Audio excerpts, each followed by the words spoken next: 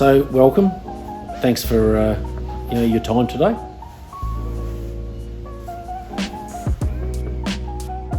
You're welcome. Good to be here. So I have to ask here. People are asking, why did you shave off your beard? Well, I have to say, Mrs. wasn't a fan, and to be honest, I was just a little bit over it. So don't you think you're a little more feminine now? Can't really call that a beard. Well, possibly, but I've spent more time like this over the last 30 years than like that. I'm doing all right.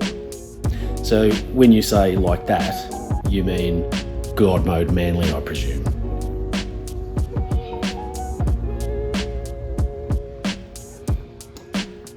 If you call preening your beard daily, filling it with product, and eating your mustache every time you eat God mode manly, then yes, that's what I mean. Do you realise your face is quite round? Yes, I do. Thanks for that. Well then, thanks for dropping by.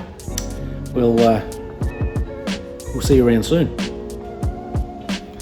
Actually, I'll be the one here from now on, so off you pop.